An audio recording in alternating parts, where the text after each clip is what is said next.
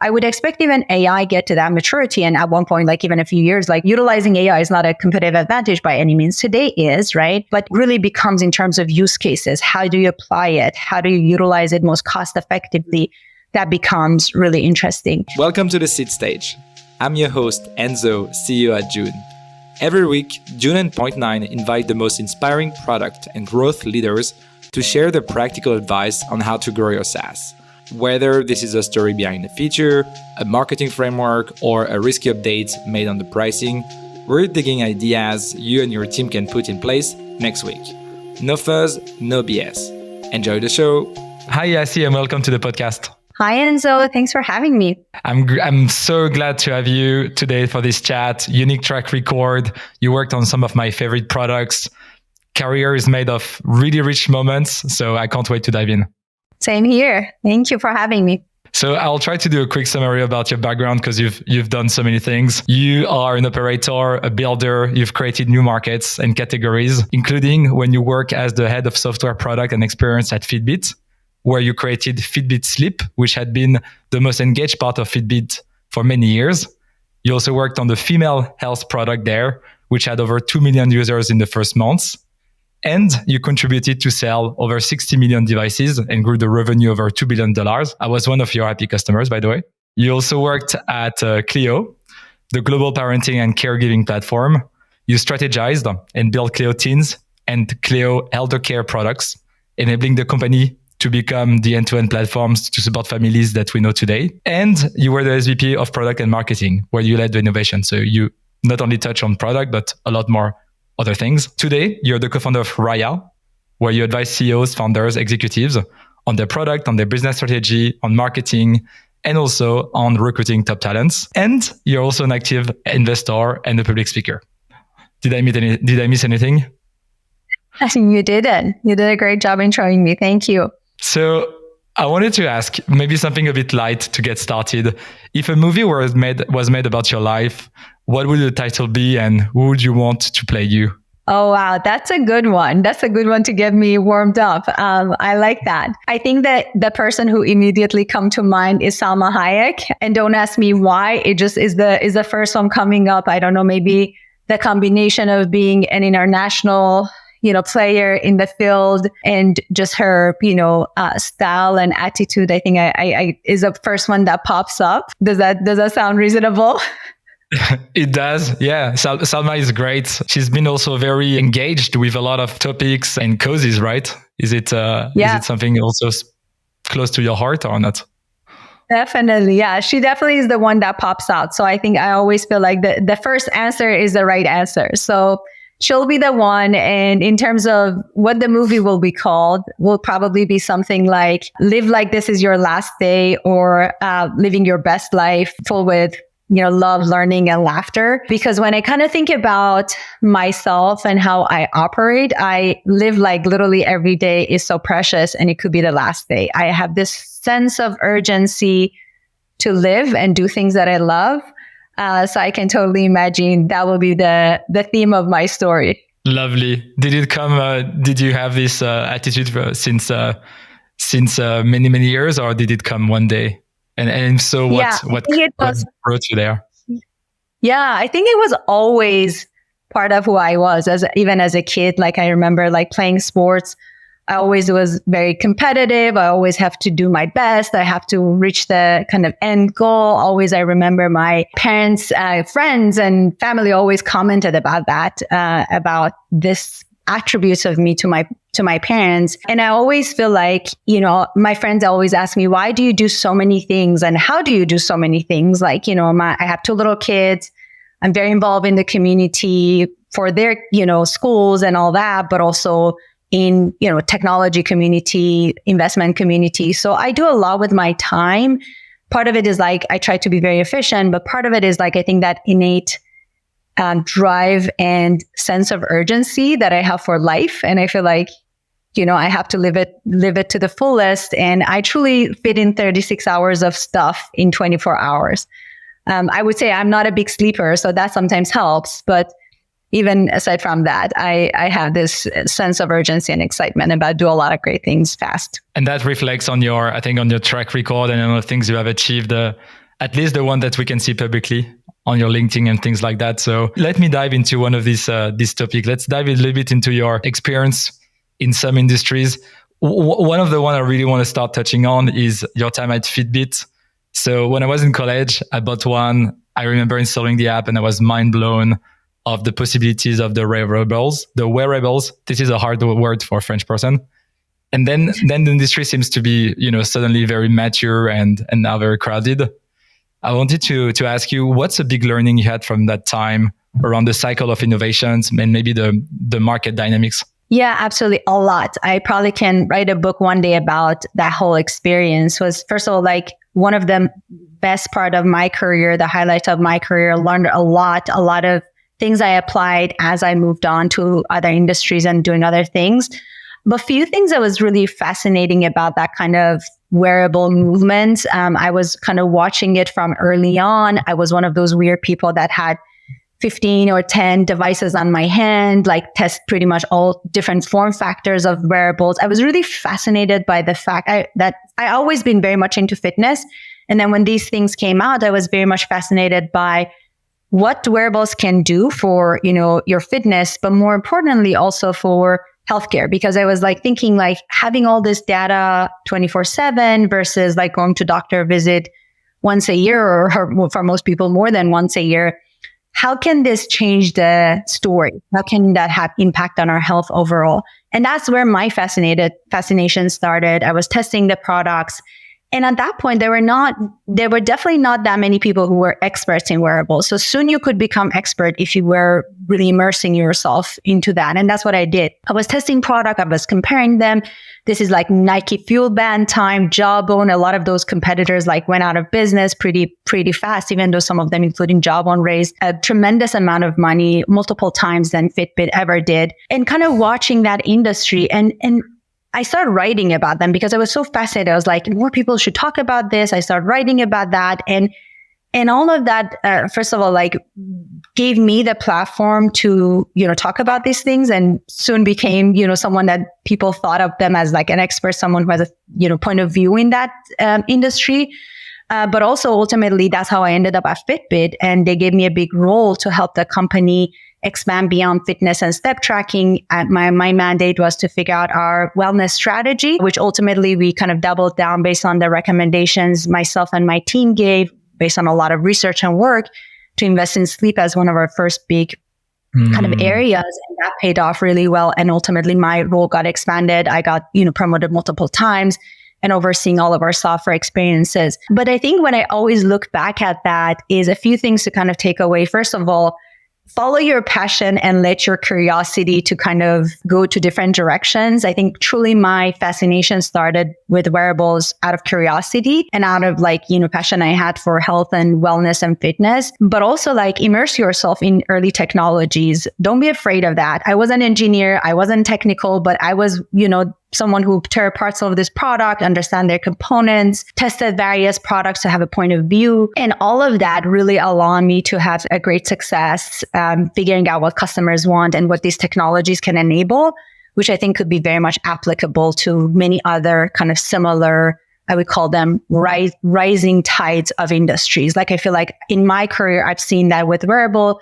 I have seen that with mobile and kind of, I'm sure like you remember the app store and everyone's trying to build an app and all of that experience, like people who immerse themselves had been advantaged for a period of time. And then we are now seeing it with AI, in my view. It's very similar, probably magnitude of, impact a lot bigger than what we've seen in any technology. But people who immerse themselves, today we don't really have experts in AI. There are handful of people, across the globe that have been doing research in AI or building products with AI for the last 10, 15 years that they can claim, right?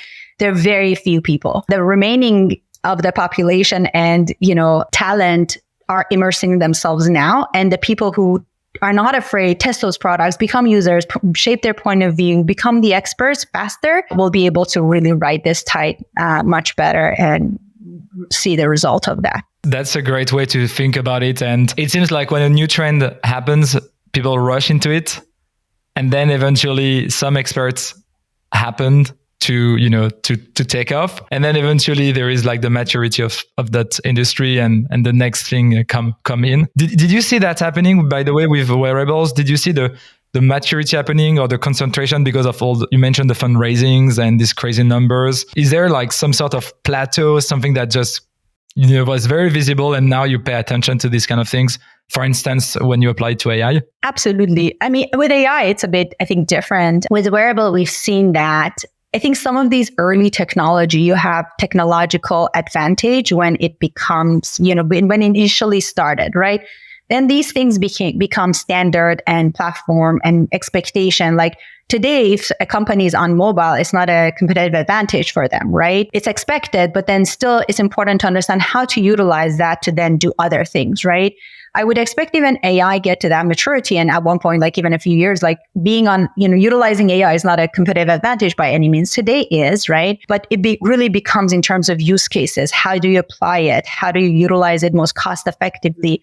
That becomes really interesting. With wearables, we definitely have seen that. I think early on was to figure out how to build these technologies, how to get wearables to sync with your mobile and the data exchange to happen the most cost-effective way, how to collect some of this data with different sensors. So it was a lot of kind of early stage and early days went to figure those pieces out, just like where we are with AI, like they're like in that early days of figuring some of those, technical aspects out. Then when you get to a certain point, it's all about experience. And then ultimately it's about how do you scale that business. And I think it's fascinating. A lot of investors early on got the competition between Jawbone and Fitbit to some extent wrong, right? Everyone early on, when I got into Fitbit, there was a big bet on Jawbone. They got valued for, over $1 billion. So they were named as a unicorn. And of course, Nike Fuel Band was within a much larger company. And that was not like technology and syncing data and all that wasn't just like the bread and butter of Nike. So they didn't go that far with that. So the competition was primarily between Apple and Jawbone and plus some other smaller players. Between Fitbit and Jawbone. And then there were some smaller players in the market. But ultimately, when Fitbit grew and really became a Kleenex of wearables, like people knew Fitbit as the wearable, like that's how they talked about wearable. And I remember a couple of holiday seasons, we were out of stock. Like the wearable devices, our products were flying off the shelf. Like we had a hard time to catching up with the demand, which was really fascinating to see all that type of growth and that type of demand.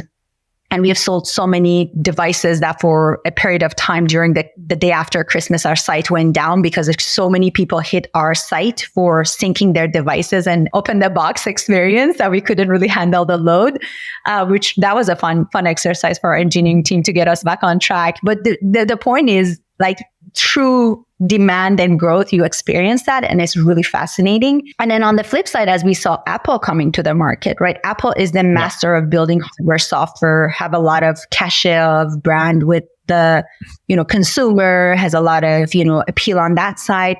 So they start kind of taking some of that market share. And I think that's where the maturity became that like in the industry, and then more consolidation of, smaller companies, and then ultimately Fitbit was acquired by Google.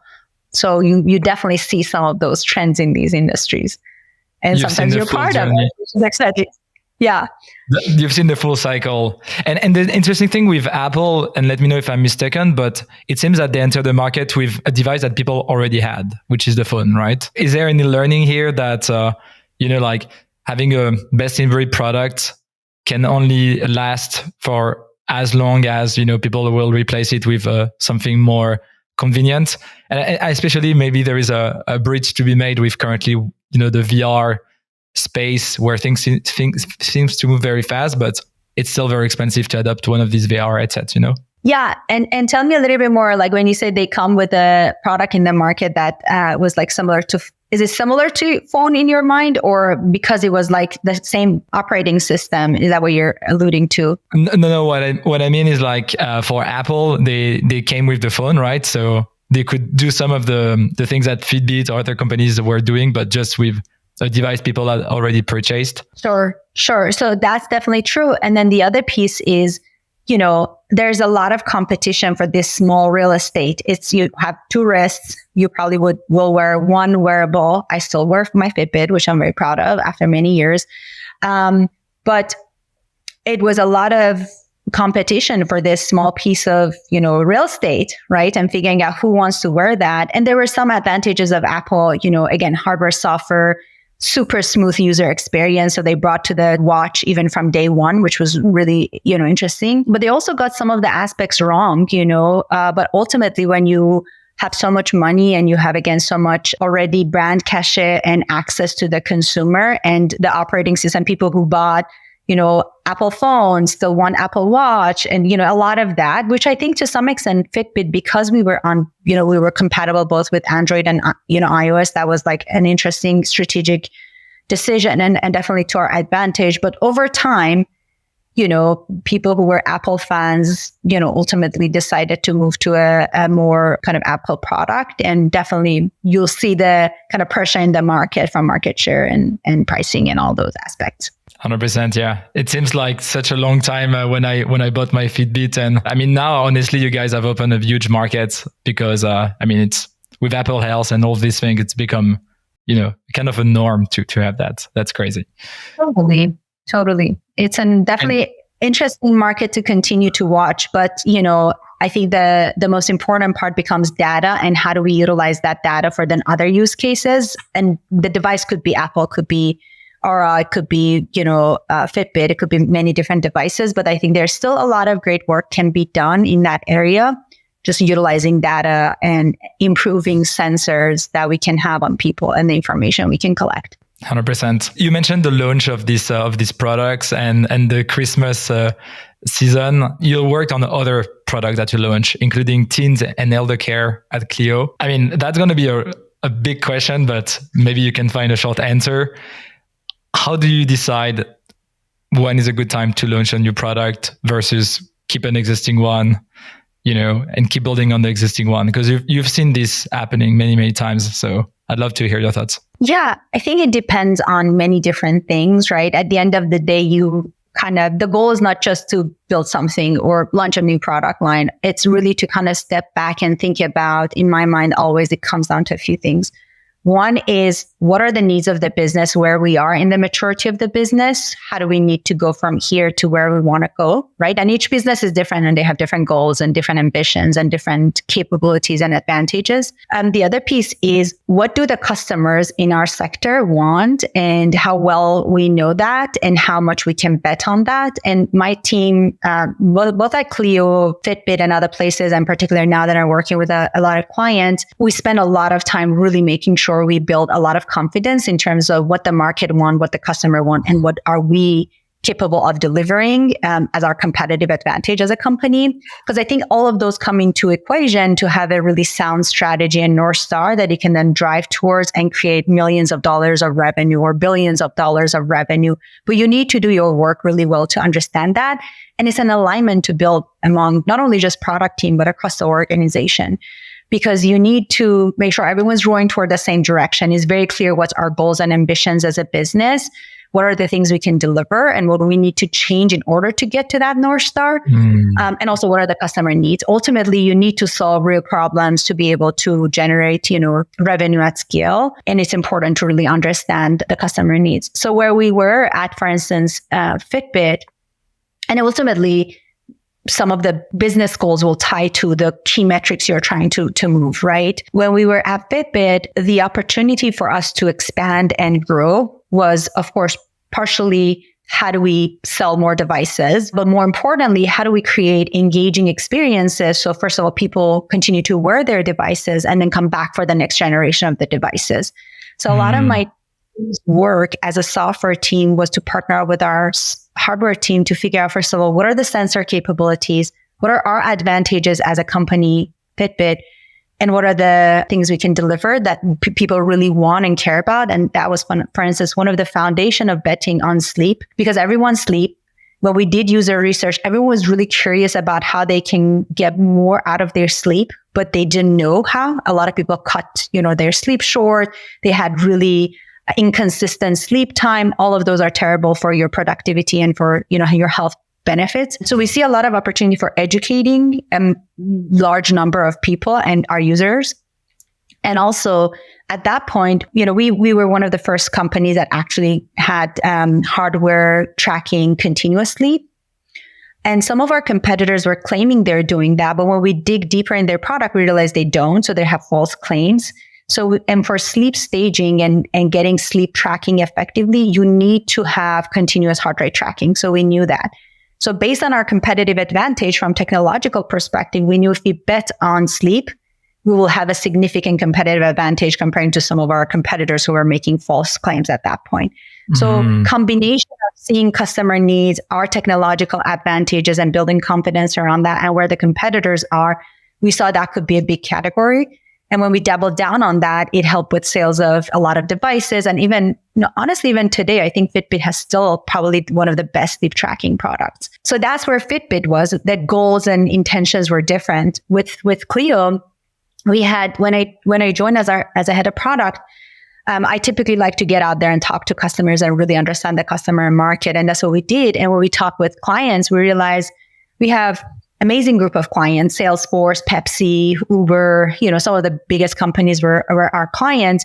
They love our initial product. They said, if you sell us more product, we buy it. Our employees love your product and love your support, which was primarily focused on early stage of fertility and family creation and early days of baby life and mom's experience with pregnancy and post-pregnancy. We heard from parents that parenting doesn't stop at 1. It doesn't stop at 5. If, I have teenagers and still that's challenging to manage that, or I have a special need kid and I need support for that. So the combination of hearing that the clients want more from us and the, employees want more from us, and we have a love product and brand with our early product. And our goal of, expanding our business, we saw a huge opportunity for kind of expansion of the product line. So we support caregiving end to end. And that's what we ended up doing. So I think you bring all these pieces of puzzle together to make strategic decision.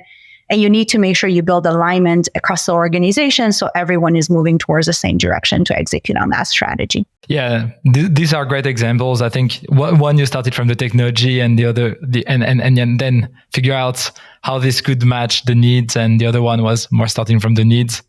And it seems like a pretty standard, I would say, classic strategy where you expand in the journey of the life of the person, right? Like try to map more touch points. And in this case, probably the most natural thing for human, which is growing up with them, right? Like aging with them. Yeah, totally. And I always believe that's true. Yeah. And I always believe no matter where you start, you need to bring all of these puzzle pieces together in order to have a sound strategy. So you shouldn't just listen to the customer's need. You just shouldn't just follow the market trend. You shouldn't just see what your competitors are doing and do something different. But you have to bring all of them together, and it needs to make sense for your company at that stage to be able to execute on that effectively. 100%. And I think something you touch on a little bit is the people you're selling to. Like, do I hear that the great strategy is to expand by trying to sell? I mean, the easiest strategy, or one of the best strategies, is to expand by selling to the same people. Is it easier to expand within the same people than to try to target new people? Typically, I think in general, always is better to have, it's easier to upsell probably to your clients if and only if you had already a great product and you have enough engagement and retention. So I think that technically is true, right? But you shouldn't just stop there, because you need to build a product. And if you wanted to scale your business, you need to be able to still expand your, clientele. So you should think about both. And not only you talk with customers, and that's what we did, but we also got out there and talked with prospects and potential customers and people who decided to say no to us at one point and really understand the whys. So I think it's important to bring both of them together. But if your current customers are not buying your product, that is a very, negative thing to focus on and understand the why. It's either your product experience is terrible or you are launching a product line that they don't care about. So understanding all of those are important. But sometimes you may decide going from small SMB market to enterprise market. So you're tactically and strategically don't expect your current, current clients buy your product. So it's very different. If it's intentional and everything end to end makes sense, yes, great. But most likely you want your existing clients buy your new product line. And if they don't and don't care about it, you should really understand the why. You should wait a bit. I think Brian Chesky called that the permission to build. He said that they had the Airbnb experience for a long time as an idea, but they waited until people gave them the permission to build something different. 100%. And that's exactly what we heard from clients. Specifically, one of our buyers at Salesforce used the same statement and say, you guys have all the permission from us to expand and, provide us other types of products. And we love to hear that. It's great. Sweet. I would like to touch, a little bit on the mergers and acquisitions. So you've been involved in a lot of these situations where basically products were not launched, but acquired. So one of these experiences was at Teladoc, where you were the head of the mental health products. You worked on integrating another company called Live Longo, if I'm not mistaken. And, merger and acquisition are a bit of a taboo. Sometimes they go well, sometimes they go wrong. Sometimes, the founders leave and there's just many situations. But it seems like overall, they're pretty complicated, right? They're not just as easy as, spinning up a new product or something like that. What is it that, doesn't work? And what is the secret of a good acquisition and a good integration? Yeah, absolutely. My favorite topic, mergers and acquisitions. I am not sure if I can give you a perfect secret answer. I haven't really figured that out. And, I've been involved in mergers, acquisitions of different sizes. I've been both involved in mergers and acquisitions as an executive and operator and leader. And early in my career as an investment banker, I've also been involved in, doing the financial aspects of mergers and acquisitions. And I will say that I've never seen it being easy or not messy. So it's always messy. It's always complicated. And most of the time, it doesn't generate the, financial returns or even experiences that people expect, at least not in the short term. And long term is always debatable, right? So I've been part of Teladoc Livongo merger, which, it was huge. It was $18.5 billion merger. I've also been part of acquisitions that we acquire a company that had only a few employees, and even that has been hard. I haven't seen mergers being easy. And I think on the product side, I focus because there are a lot of human aspects and operational aspects and all that, which is, could be a story for another podcast. But for the product aspect, I think the challenges are a lot of times you wanted to bring the product experiences to be smooth and as synchronized and coordinated as possible between two companies, right? And in terms of Teladoc, the challenge we faced very quickly, we wanted to make our Livongo mental health product connected with our Teladoc, mental health product. It made sense from strategic perspective because what Teladoc had was really awesome teletherapy kind of experience. What we brought to the table was assessments and triaging. And if someone has low mental health needs, we put them on more digital solutions with low cost. If someone had high acuity and they needed to talk to someone faster, we put them on more of a path to talk with psychologists, psychiatrists. It made strategically sense. But when we start doing that work, a few things became apparent. First of all, both of these companies had huge book of business, had a lot of complexity already in their way of delivering their, products to different types of customers, from health insurances to employers. And Teladoc has been very acquisitive company anyway. So they had a lot of other complexity and smaller companies that we need to consider. How do we make those product experiences consistent with Livongo? So there's a lot to be kind of considered in these types of product building and experience creation. Even with the smaller companies, I think you experience a lot of similar things. There are many different things you need to consider. It's always more complicated. Migrating clients that experience is always disruptive for both clients, but for internal teams, how do you do it to be most smooth? So there's a lot of technical aspect to consider. There's a lot of, UI and experience aspect to consider that inherently make it harder. I think what could be interesting is, first of all, really focus on not only what's good for the business, because it's absolutely important. At the end of the day, we want to make sure business can return the, ROI that's required for these types of acquisitions and continue to grow and all that, but also really focus on customer and customer experience and really try to understand that and build the product around that experience. That's one aspect. And then have rational timelines. Because I think when you have really irrational timelines and expectation on your R&D team, either people have to cut corner from the experience, which then eventually come back and bite everyone. And, customer will not be happy. There will be complaints. You will have customer returns. So you want to prevent that. And also, the teams will get burnout if there's really irrational, expectations. So I think having focusing on business strategy, but really importantly, understand the customer and focus on the experience you want to create for them across the, multiple companies or one, two companies. And then have rational, timelines that teams can execute towards like a really good product experience rather than just cobbling a bunch of stuff, I think is going to be really key. Yeah, these seems to be the common things I keep hearing. Did you face one of these? Like, did one of these problem happen to you? And if you go back in time on one of the merger or acquisition you worked on, what would you change? Maybe it sounds like you're a bit more skeptical that you were, right?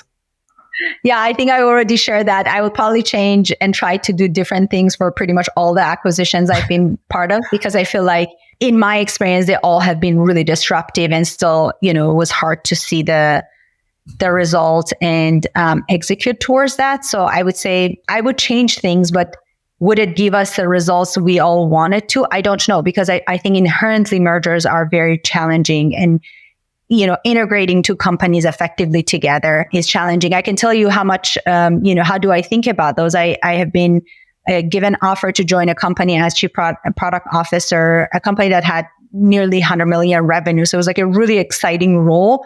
But all they wanted to do was expanding their products with a lot of acquisition. So a part of a strategy was, very acquisitive company. And I ultimately thought about that. And I'm like, I'm not excited to just integrate different products into our core product. And I said no to the company. It was very hard to say no to a company that's growing, especially in the, this offer came within the last 18 months. So in this market, getting a big role with a big team and, nearly 100 million revenue and saying no to that wasn't that easy. But I wasn't excited about integrating a bunch of products into the core product as my main kind of strategic work. There will be a lot of work still in the acquisition process as a chief product officer, as any executive. You evaluate a lot of different things of the company. You have to think about how to integrate it into the company. So it's an interesting work, but the reality of it is very messy. And I just wasn't excited about that. Right.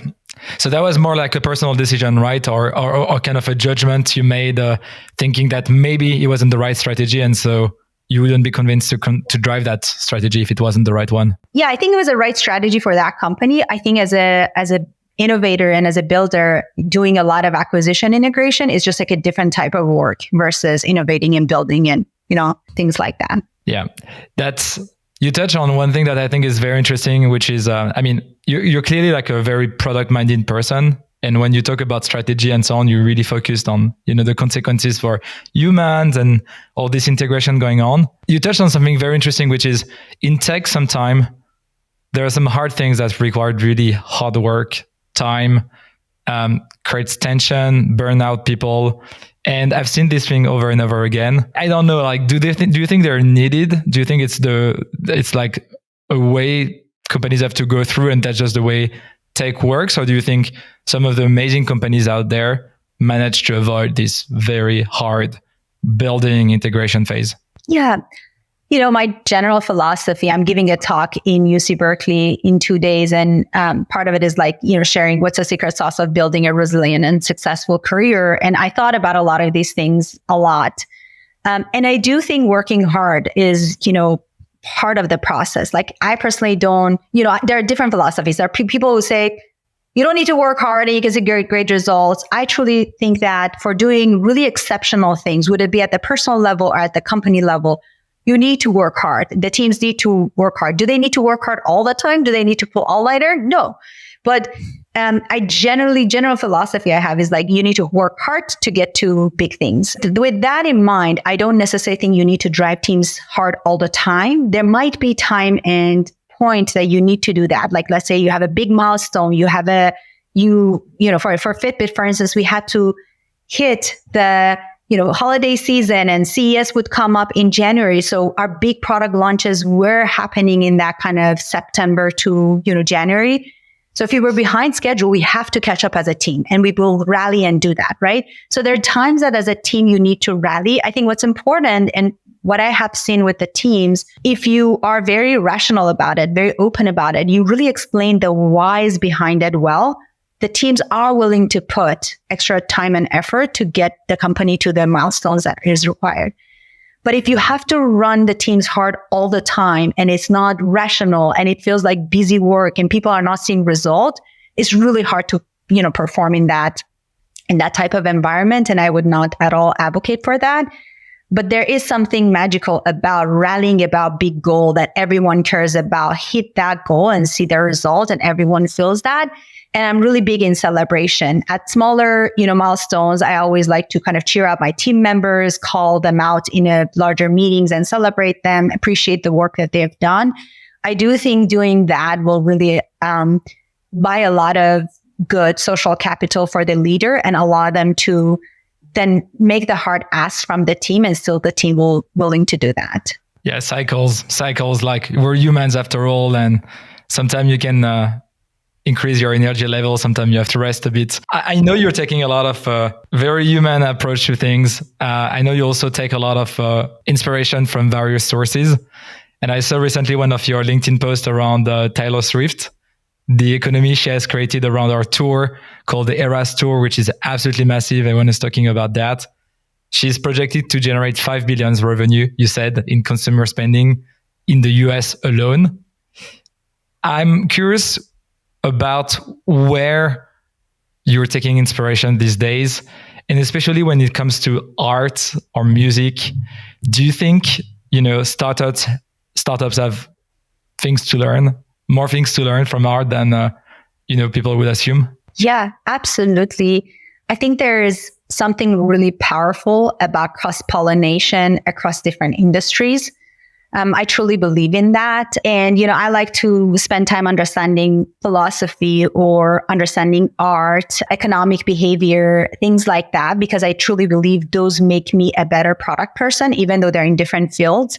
But they give me inspiration. They allow me to better understand the psychological drivers behind people and how they make decisions. And that's a lot of our work in product and design. And I'm, of course, fascinated by Taylor Swift. I think she's a better business woman than she is a singer and artist, which says a lot about her because she's, of course, a genius artist, right? We all know that. And she's a genius businesswoman. I am studying her and learning from her because I think she is fascinating, like things she does, like little things she does. She was one of the, only people I've heard, at least, that gave bonuses to all her staff after her, performance and after her, really successful tour. She gave $55 million to her staff, which is something we do in companies, right? So she definitely brought that corporate mindset to her team, and she shared revenue with other people when they did something really big and amazing. She announced her next album at the Grammy. And next thing you know, tomorrow when, we all went to order her album, we had to wait 45 minutes. So she used a really big podium and platform to launch something that's coming up. So she's just fascinating in terms of her wittiness and smartness in terms of business decision and acumen. And of course, she's a genius artist. So I think she has learned from the business side, and she is applying some of that to her, artistic journey and career. And I think we have to also learn from her and many other industries and many other kind of personalities in different categories to see how can we bring some of that creativity? How can we bring something that's resonating with people to our work? Like, for instance, in the talk I'm giving at UC Berkeley, I am using Taylor Swift as one of my kind of people and quote her, just because I know that that's a person that audience resonate with, right? So how can we do these cross-pollinations? I think it's an interesting thing to think about. Is there any practice you would bring from Taylor Swift, actual practice, actual tips to the startup world? Yeah, I think truly, like, one thing I really like about her is, first of all, like, she's an amazing marketer, right? She's kind of out there being authentic, building her own brand, which I think a lot of artists do, but like, you'll see her kind of being repeatedly, regularly, and consistently to do that. And also, like, the fact that she cares for other people. I appreciated that. And she is keeping her style and her approach in a way that is approachable to people. You know, when we think about her fashion, and in Super Bowl, they were kind of doing some of her analysis of her fashion, and they were saying she's keeping it simple, even she can do very differently, because she wants to be approachable and accessible. And I think as a leader, as an executive, we all can learn from that. Like, how can we be more accessible? How can we really care about other people? I think is really important. I love it. Yeah, I remember she was sitting in the stadium with like other people, right? She didn't have a VIP lodge or whatever. She was just sitting there, right? Yeah. I think that was a great communication move from her. Any other leadership principle you consider very important across your years? I mean, again, there must be a lot, but maybe 2 or 3 that, you know, you constantly remember yourself and you're like, this is important. This I need to tell. Yeah. I think maybe the one that is leadership, but also, life philosophy, and something I really try to pass on to my kids, is really treating other the way that you like to be treated. And I'm really trying to build that empathy in my kids. And sometimes when they do something, I'm like, would you like someone else do that to you? And they are kind of building that muscle. So I think that's truly important. And I always, do that. Like, if I won't do something I don't like to be treated that way, I will not do that to people.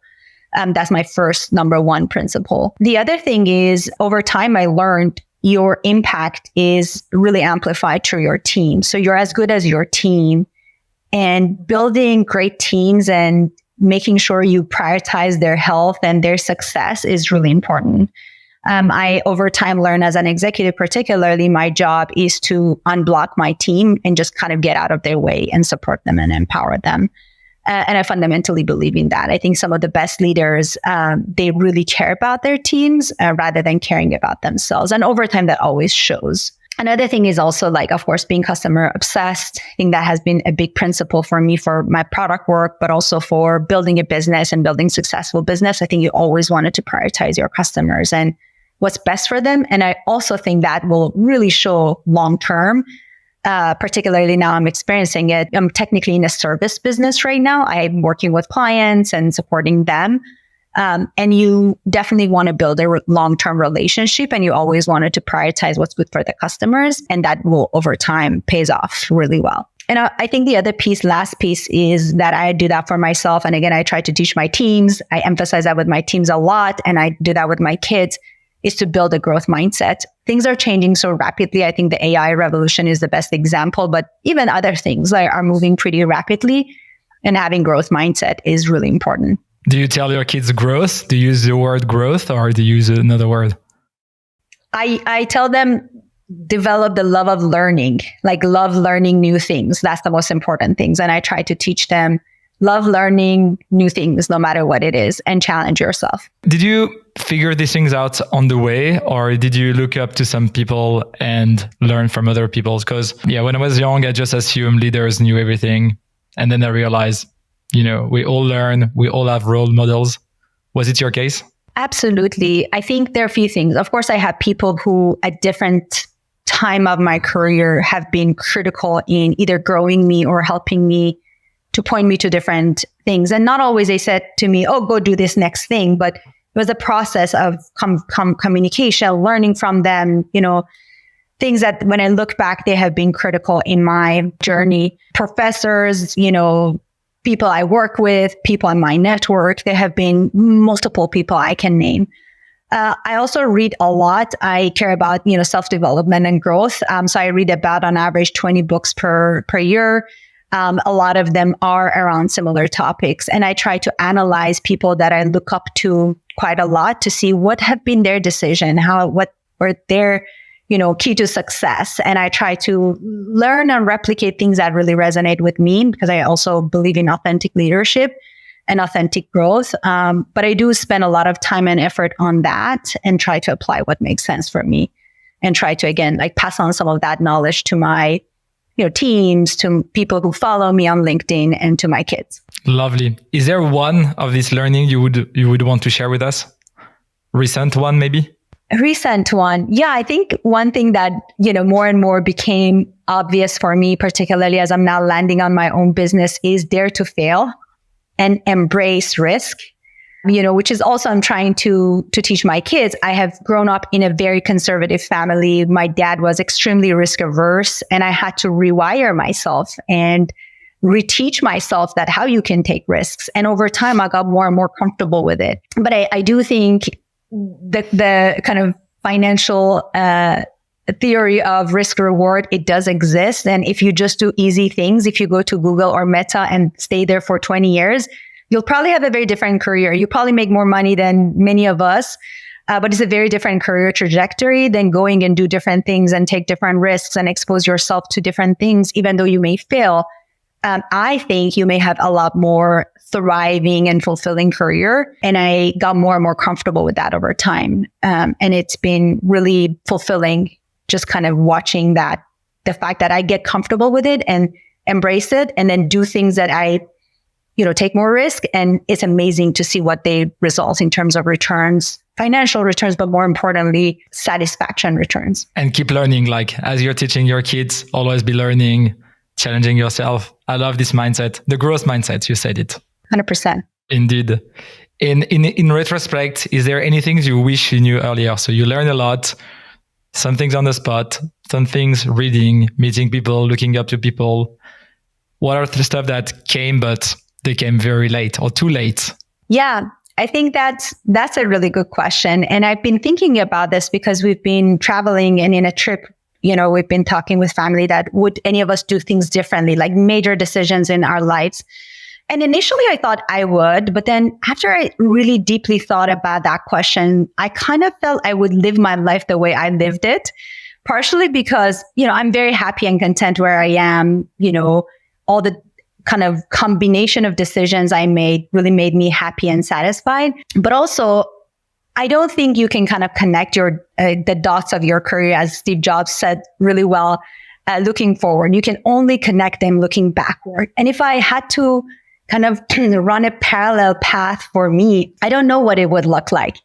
It might be very interesting, but it's hard to say what would be my story and who would I be and how do people talk about me if I would make one or two decisions differently. So I would probably feel like looking back at my career, I feel really grateful for the decisions I made. Some failed, some miserably failed.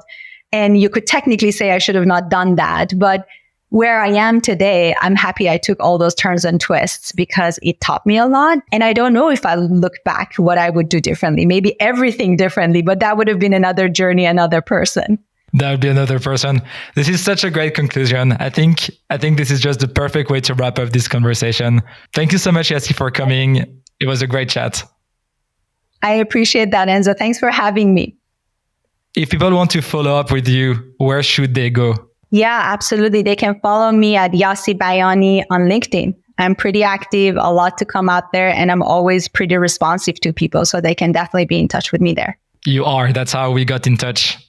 I'll make sure I point to your LinkedIn profile. Thank you so much again and have a great day. Thanks for listening to this episode of The Seed Stage. The best way to support us is by leaving a 5-star review. The team is pushing hard to bring you the best stories and insights, and your feedback helps others discover our podcast too. So please, if you haven't done it, take a moment to leave us a review. This means a lot. Until the next episode, take care.